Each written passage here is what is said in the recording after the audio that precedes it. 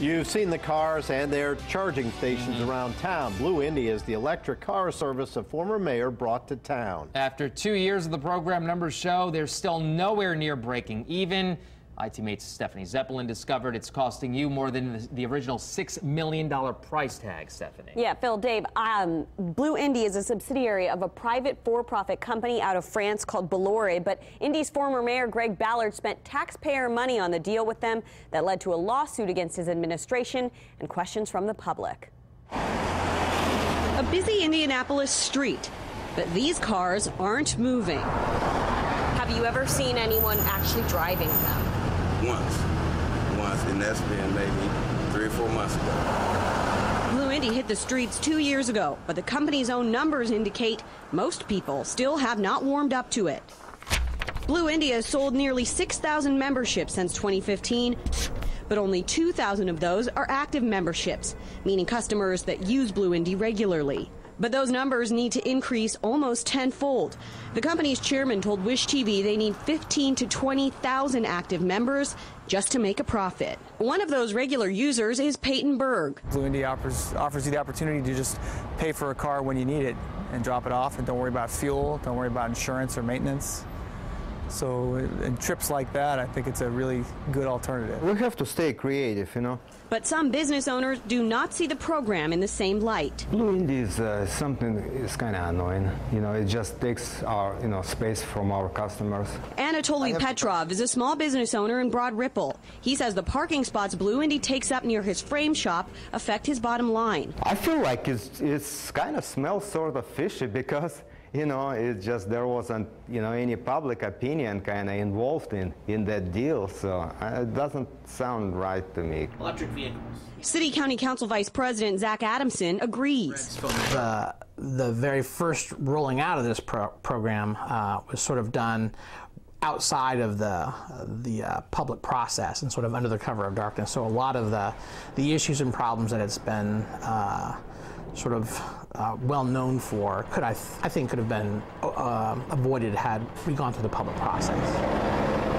Adamson laid out just how much this is costing taxpayers. BlueIndy moved 19 parking meters, which cost the city $40,000 a meter. So that's $760,000, plus almost $200,000 more in lost meter revenue. Andy says the city lost out on thousands more by not requiring BlueIndy to get any permits. All this on top of the original $6 million price tag. So a year ago, the city and the new mayor tried to negotiate a better deal. The new franchise agreement requires BlueIndy to pay the city $45,000 a year, but it would take more than 133 years to pay back that initial $6 million.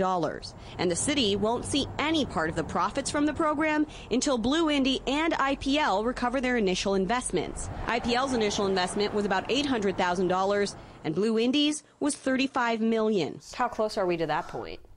We're nowhere near it. This is money Adamson says was originally earmarked for infrastructure, things like repairing and improving roads and sidewalks. For the city to have invested so much into a private venture like this that, one, the public hadn't been asking for, using resources for dollars that had been earmarked for projects that we desperately need. I think that was a real disservice to the public. So why doesn't this regular user think it's catching on? I think that Indianapolis or Indiana is not the most progressive of communities. We called Mayor Joe Hogsett's office to see what they're doing to recoup some of your money spent on this program. Hi, Taylor. This is Stephanie from Wish TV. Calling again. We're looking to get answers to these questions, and we prefer them on camera if possible. They refused to speak with us on camera, only offering a statement that said in part, "We hope for the continued success of this first-in-the-nation electric car sharing service." Do you think that Mayor Hogsett's administration is doing enough to right this ship? I don't always know what they are doing behind the scenes, but I've been concerned that we're not doing enough, that the city isn't doing enough. Wow. So essentially, Stephanie, what is Mayor Hogsett actually doing about BlueIndy, or do you even know? So Mayor Hogsett and the city are working to move some of the more controversial BlueIndy stations. In that franchise agreement, they're allowed to move 5 of them. So we have a map that shows where those are and which of them BlueIndy's actually considering moving, and it's only 2 of those. That's in this story on wishtv.com, along with Mayor Hogshead's full statement. Only 5.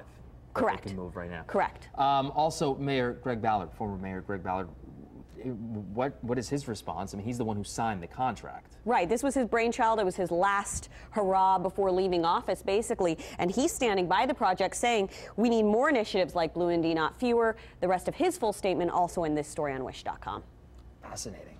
All right. Stephanie, thank you very much.